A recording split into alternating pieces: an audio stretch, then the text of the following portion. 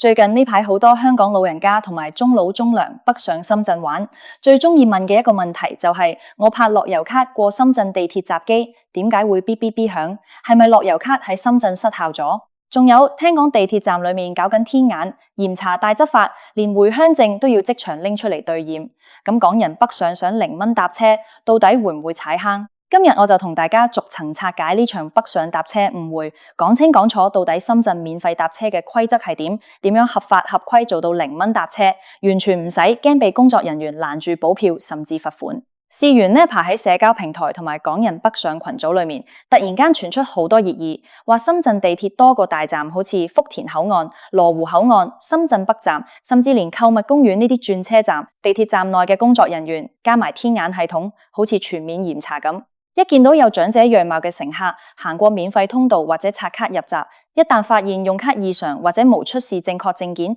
就會即場截停核實身份。有啲老人家心急，拎張樂悠卡出嚟拍，以為喺香港2蚊搭車咁爽，過到深圳都一樣行得通，點知即刻被工作人員提示樂悠卡喺深圳無效，甚至要出示有效嘅港澳居民來往內地通行證，即係我哋俗稱嘅回鄉證，先至可以證明年齡過關。如果拎唔出有效證件，分分鐘要即場補返全程車費，搞到好多60歲以上嘅香港老人家人心惶惶，以為深圳取消咗香港長者免費搭車嘅福利，甚至以為內地搞大執法針對港人。其實大家千萬唔好搞錯，實情根本唔係深圳收緊優惠，而係好多港人由始至終都混淆咗樂悠卡同埋內地政策嘅分別。大家一定要搞清楚，樂悠卡係香港特區政府同埋八達通公司出嘅，專門俾香港60歲或以上嘅居民喺香港本地享用公共交通優惠。深圳地鐵同深圳巴士係屬於深圳市政府管轄嘅公共交通系統，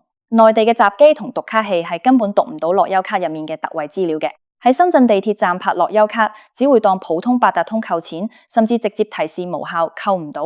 咁深圳到底俾唔俾香港長者免費搭車呢？答案係 absolutely 免費，而且政策非常大方。深圳市政府早在好多年之前就已經宣布，只要係年滿60歲或以上嘅長者，無論你係深圳戶籍、內地其他省份戶籍，亦或係香港、澳門、台灣嘅居民，通通都享有免費乘坐深圳地鐵同埋深圳市內公共巴士嘅權利。但問題落喺點樣證明你已經年滿60歲呢個關鍵點上。內地工作人員或者閘機睇唔懂你張樂悠卡，佢哋認識嘅唯一權威身份證明文件就係你張回鄉證。只要你年滿60歲，行到深圳地鐵站嘅免費通道或者係人工告示通道，向站內嘅工作人員出示你嘅回鄉證，工作人員睇一睇證件上面嘅出生年份，確認你已經滿60歲，就會幫你開閘放行，或者指引你行專用通道免費入站。呢個就係最直接、最合法嘅0蚊搭車方法。咁點解呢排會有天眼嚴查大執法呢個說法傳出嚟呢？原因好簡單，以前深圳地鐵免費通道嘅管理相對寬鬆，有時工作人員見到頭髮白少少嘅長者行過去，冇仔細逐個查證就放行，結果慢慢就出現咗好多濫用漏洞。例如有啲50幾歲嘅港人或者內地乘客見人行佢又行，甚至有人拎住屋企人嘅證件過閘，或者跟喺長者身後偷雞過閘。近年深圳地鐵全線升級咗人臉識別同埋監控天眼系統，加強咗車站安全管理。天眼系統會動態掃描車站大堂同免費通道嘅人流，一旦發現有人疑似不符長者特徵，或者走快捷通道走得太頻繁，系統就會提醒工作人員進行抽查。呢個所謂嘅大執法根本唔係針對港人，而係為了打擊逃票同濫用免費通道嘅執法行動。只要你係正正式式滿60歲，帶齊回鄉證，根本完全唔需要驚。但係每次搭地鐵都要排隊退，工作人員出示回鄉證，遇到人多擠迫嘅大站，好似深圳北站或者老街站，排隊等工作人員開閘都排幾分鐘，係咪覺得好麻煩呢？呢度就為大家送上真正嘅港人北上0蚊搭車避坑全攻略。想喺深圳搭車暢通無阻，享受最極致嘅方便，香港長者最值得辦理嘅一神器叫做深圳智慧養老宜年卡，簡稱宜年卡。宜年卡係深圳市衛生健康委員會同埋平安銀行等機構合作推出嘅一張長者專用卡。最正嘅地方係，只要你係年滿60歲嘅香港居民，憑回鄉證同埋香港身份證就完全可以免費申請。擁有一張宜年卡之後，你喺深圳搭地鐵同埋巴士就再唔使排隊退，工作人員出示回鄉證，你可以好似深圳本地長者一樣，直接拎住張移年卡喺地鐵站嘅專用刷卡機或者閘機上一拍，嗶一聲0蚊入閘。搭深圳市內嘅公共巴士上車拍卡同樣係0蚊。除了搭車免費之外，移年卡喺深圳仲有一大堆隱藏福利，例如免費進入深圳全市嘅政府市立公園、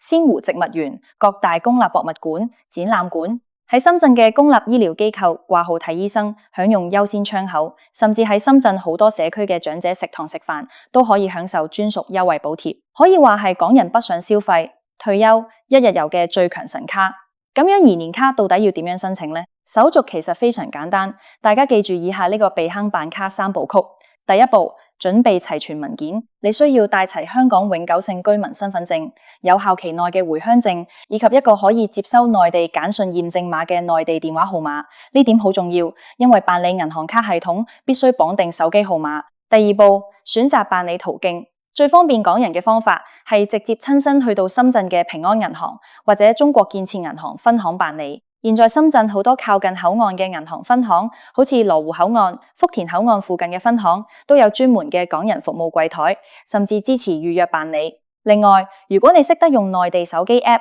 亦可以透過 i 深圳 App 進行線上預約。填好資料之後，選擇去指定分行領取，或者選擇郵寄到你在內地的住址。第三步，現場激活與領卡。去到銀行櫃台之後，工作人員會幫你核對回鄉證，現場影相，然後即時印發移年卡俾你。成個過程通常20分鐘內搞定。攞到卡之後即時激活，你嗰日返香港搭地鐵就可以即刻拍卡免費。不過喺呢度要特別提大家幾個極容易踩坑嘅細節。第一，車程範圍限制。深圳嘅免費乘車政策涵蓋嘅係深圳地鐵嘅普通車廂，以及深圳市內嘅一般公共巴士。如果你搭地鐵嘅時候去咗9號線或者11號線嘅商務車廂，即係座椅特別舒服、車費貴2倍，嗰啲商務艙、移年卡或者回鄉證係唔包商務車廂差價嘅。如果你行錯入商務車廂，被查到係需要補回商務車廂差價車費。第二，跨市交通唔包。好多香港朋友以為一卡喺手，全廣東省免費，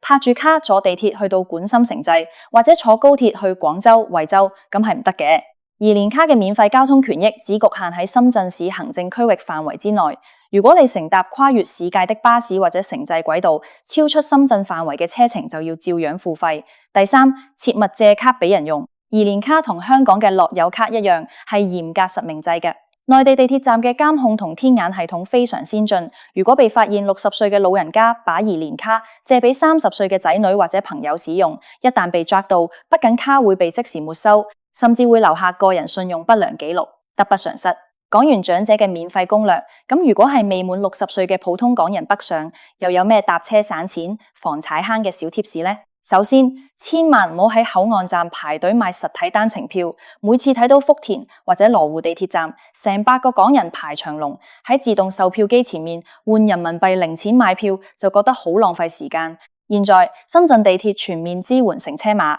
大家只需要喺手機嘅微信或者支付寶裏面把地區切換成深圳，開通深圳地鐵乘車碼，或者直接用香港版 Alipay Hack。微信支付 HK 裏面嘅跨境乘車碼，直接掃手機 QR code 就可以即時過閘，而且用電子支付，時不時仲會有匯率優惠同埋幾蚊嘅乘車代金券可以領取。總括嚟講，網絡上傳言嘅樂悠卡深圳玩完，天眼嚴查大執法，背後真相其實非常清晰。樂悠卡本來就係香港本地運作嘅卡，喺內地唔能作免費憑證，呢個係常識。而深圳地鐵嚴查身份係為了維持公共交通秩序，打擊濫用優惠，保障真正合資格長者嘅權益。深圳市政府對港人北上嘅長者優惠政策一直都非常友善，從未改變。只要你年滿60歲，帶住回鄉證，行人工免費通道，依然可以大搖大擺0蚊搭地鐵。想更方便嘅，抽少少時間去辦一張深圳移年卡，以後北上深圳食喝玩樂，拍卡即走，自由自在。希望今日呢篇超詳細嘅攻略可以幫到大家同埋家裏嘅長輩。下次北上深圳玩就唔使再被網絡傳聞嚇到，可以開開心心、明明白白享受最爽嘅北上假期。